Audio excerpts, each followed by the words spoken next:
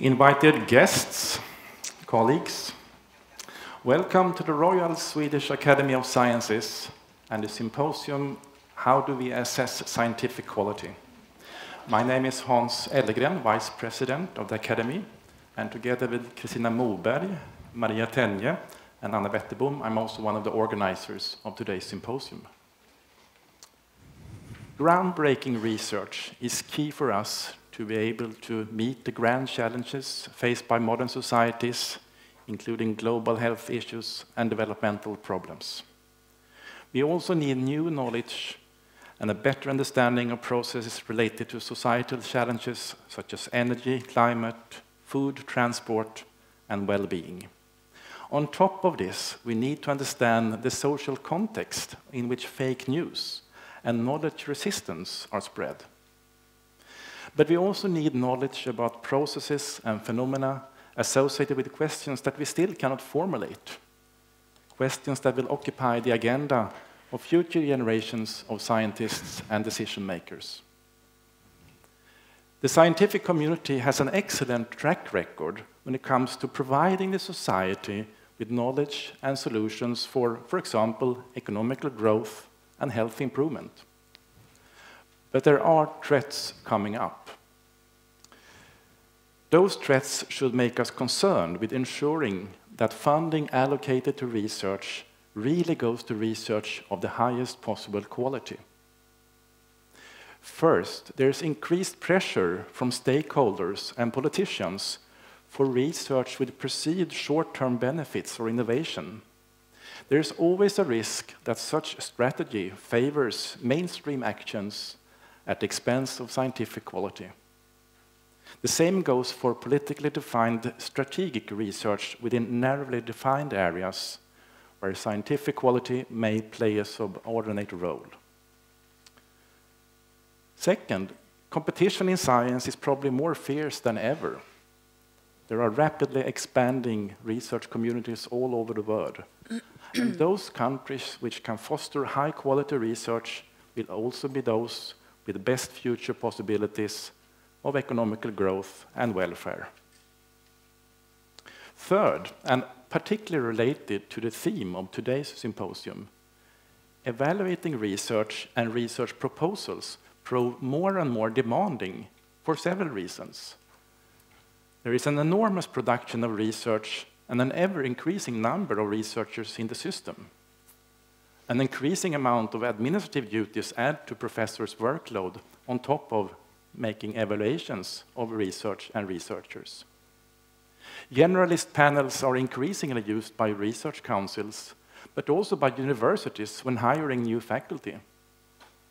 Easily quantifiable parameters may be used instead of in-depth assessment of novelty, potential, and importance of proposed research.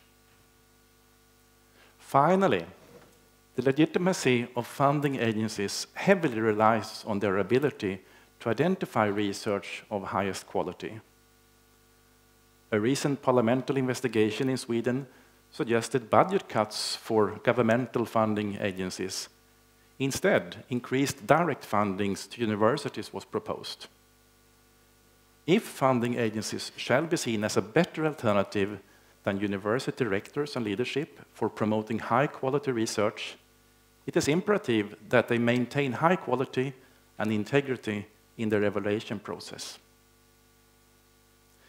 The purpose of today's symposium is to invite to a thorough discussion on how breakthrough science may be identified and supported in a rapidly changing scientific landscape. Can breakthrough science be predicted? Do we encourage bold science? And are we able to take and identify worthy risks? Or do we favor productivity following the scientific frontline rather than creativity pushing the frontline forward? Those are questions that we will discuss today, and hopefully we will have some answers when we leave here today. Many thanks to the excellent speakers that will come to here. To end, this symposium has only been made possible thanks to the generous support from the Knut and Alice Wallenberg Foundation, the Swedish Foundation for Strategic Research, and the Swedish Research Council. The Academy is most grateful to these funding agencies. I would also like to say thank you to Peter Brandén from the office of the Academy, who have made all practical arrangements for this conference. Again, very welcome to the Academy and the symposium. And with this, I leave the word to Maria Tenje, the chairperson of the Young Academy of Sweden.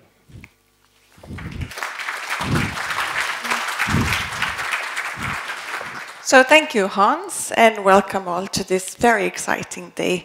We are delighted from the Young Academy to be co-organizing this together with the Royal Swedish Academy of Sciences, and especially on a topic that is extremely important to young scientists.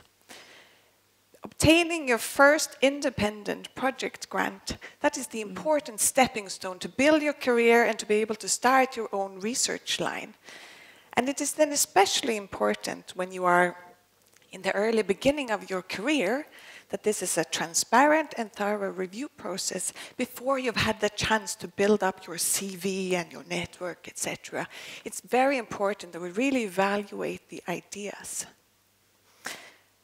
So I very much look forward to discussing this with the research founders that are here today. We have an excellent lineup of speakers. But one thing that I want you all in the community to think about is really the role of us as researchers, as being the active people in the review process. We need to take our own responsibility if we want to achieve an ideal evaluation system. But we'll see if we have the answers in the afternoon on how to do this. And to guide us through the day, we have Eva Krutmeier to be the moderator. So I would like to hand over to you. Once again, welcome you all, and I hope you have an excellent day together. Thank you.